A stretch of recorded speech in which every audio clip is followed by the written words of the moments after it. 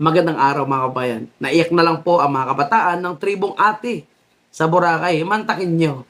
Yung lupang inaward sa kanila ng Duterte administration, pag-upo ni Bongbong Marcos ay binawi at mukhang ibinenta pa sa mga mayayamang negosyante. Ito panoorin natin ang naging parte po ng kanilang protesta.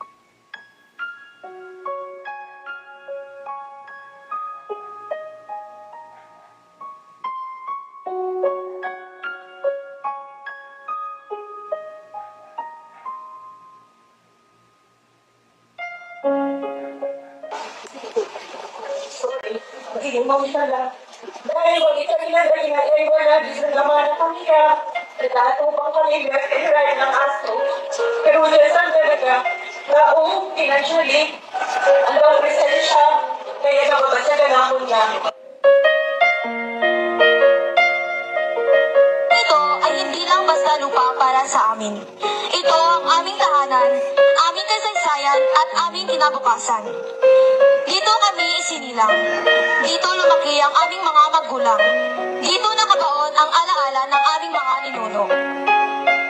Kaya napakasakit para sa amin na maranasan ang bigay-bawi. Noong una, ang lupang ito ay binigay sa amin sa pamamagitan ng CLOA.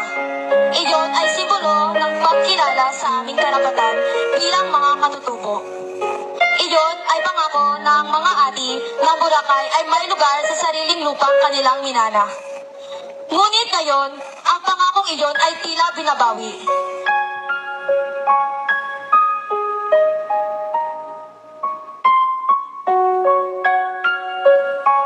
Sa naming mga kabataan, na sa murang edad kami inyong pinagkaitan ng aming karapatan at hustisya sa kakarampot na lupain. Hindi lamang lupa ang kinuha niyo sa amin, kundi buhay at pangarap naming mga kabataan at buong atin ng komunidad. Kami ay patuloy na lalaban sa aming karapatan hanggang kami inyong madinig at aksyonan. Hiling namin ngayon ay ibalik sa amin ang aming lupa at buksan ang mga nakasaradong CLOA. Grabe no, talagang walang konsensya po ang administrasyon ni Bongbong Marcos. Ayun sinasabing si Bongbong Marcos ay para sa mga mahihirap. Hindi totoo po yun mga kababayan. Yan po is pambobodo lang. Kasi kung mahirap po, kung para sa mahirap si Bongbong Marcos, ang dami pong nag-PPM sa atin ngayon na mga nagre-reklamo na sila po ay inaapi, nagugulat na lang po sila na yung lupang matagal na po nilang pagmamayari o na-award sa kanila ng gobyerno ay kiniklaim ngayon ng mga private, ng mga individual at kilalang maimpluwensyang pamilya at nasa politiko. Kita nyo po yung kung nasubaybayan nyo po yung ating live, mga kababayan po natin, yung ating channel, yung ating Facebook page. Kahit doon po sa pinuntahan namin kung saan nakiisa po kami sa rally sa Mariveles, ganon din po yun nangyari. Sunod-sunod yan, marami pa po sa Bataan, Pampanga, Tarlac, Visayas, Mindanao, yung nag-PPM sa atin na baka pwede daw i-content or i-topic itong kanilang mga lugar kung saan nagkakaroon po ng mga pag-aangkin ng lupa ng mga katutubo o ng mga tribo. Pero yun nga po, wala tayong kapasidad, mga kababayan po natin. At hindi po natin kaalyado yung nakaupo sa gobyerno ngayon. Sila po ay kaalyado ng mga oligarko at mga magnanakaw na nang-aangkin ng lupa ng mga may hirap. So ito yung nangyayari mga kababayan natin dito sa Boracay. Kawawa. Pero tingnan nyo, may tugon po ba ngayon ang gobyerno natin? Wala po. Nagsisalita po ba yung Malacanang patungkol dito? Wala po. So ang gusto nila ay hindi ito pag-uusapan. Kaya kung ano man yung mga kumakalat na mga videos, pinapatay po nila para hindi na po makarating sa taong bayan. So ano po yung ginagawa ng mga ahensya ng gobyerno dito? Yung DAR.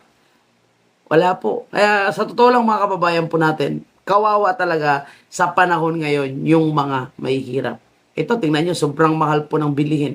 Pero ang presidente na si Bongbong Marcos, anong ginagawa? Nagpapaipal lang mga kababayan po natin. Mantakin nyo ha, sa dami ng problema ng ating bansa ay inuuna pa ni Bongbong Marcos yung puntahan, yung pamumudmod ng ayuda. Diba? So, anong klaseng leader po yung maasahan natin ngayon? Anyway, tapusin muna natin ang video niya. Para sa aming mga ati ng Boracay, ang lupa ng aming pinaglalaban ay hindi lamang ang usapin ng titulo, kundi usapin ang aming dangal, kultura at kinabukasan.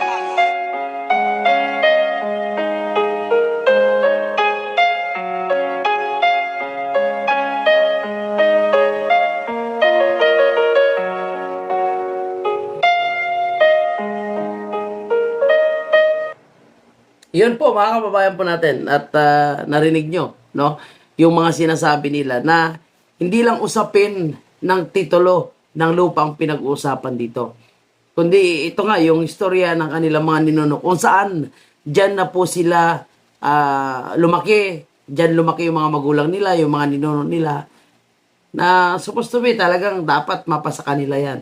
Dahil again, sabi ko nga, hindi pa na-discover ang kagandahan ng Boracay sa buong mundo. Nandyan na po nakatira yung mga tao na yan. Pero tingnan mo, dahil sa galaw ng pera, yung mga lupa dyan ay may mga titulo na napupunta sa mga mayayamang politiko at oligarko. Control pa daw, sabi ni Claire Castro, yung mga nangyayari sa ating bansa, mga kababayan natin. Sino yung mapapaniwala nyo na mga bugok at mga tanga na under control pa yung nangyayari sa ating bansa? Kanya-kanya na nga lang po ang mga negosyante sa pagtataas ng presyo. So, paano nyo nasasabi na under control? Ultimo po, yung Secretary ng Department of Energy, hindi niya alam kung magkano ang presyuhan ng crude at gasolina ngayon sa merkado. O ito, panoorin muna natin si Claire Castro. Ang pakiusap lamang po natin sa ngayon, dahil nasa sitwasyon tayong ganito, let us refrain from doing activities like fear-mongering. Mas So, iwasan daw po natin ngayon yung mga aktibidad na fear-mongering. So, anong ibig sabihin yan? No? Bawal tayo magreklamo, bawal tayo magrally, bawal tayo magsalita ng kapalpakan ng gobyerno o kapabayaan ng ginagawa nyo. Ulol. nakakadagdag po ito ng takot sa ating mga kababayan, samantalang ang Pangulo po at ang gobyerno ay still under control. Wow. In control of the situation. So, wala pa po tayo sa ganung sitwasyon. So mga kababayan po natin, in control daw, sabi ni Claire Castro, yung mga nangyayari po sa ating bansa. Tapos, ang fuel supply daw, sabi ni Bongbong Marcos, is everything is normal. Ano? Paano naging normal, mga kababayan po natin, yung sobrang taas na nga po ng bilihin. So, ibig sabihin, yung pagtaas ng crude at gasolina is normal. Yung nagsabi niya sa totoo lang is abnormal. At yung nagsasabi din po, mga kababayan po natin, na in control ang nangyayari sa gobyerno ngayon is abnormal din. So pareho po sila ni Claire Castro. Bakit nila pinagbabawalan ngayon na lumabas, magreklamo, magsalita, magrally ang taong bayan? Dahil yan po ay karapatan ng ating mga Pilipino. Ilalong-lalo na po, mga kababayan po natin, sa nakikita nating sitwasyon na walang ginagawang solusyon si Bongbong Marcos.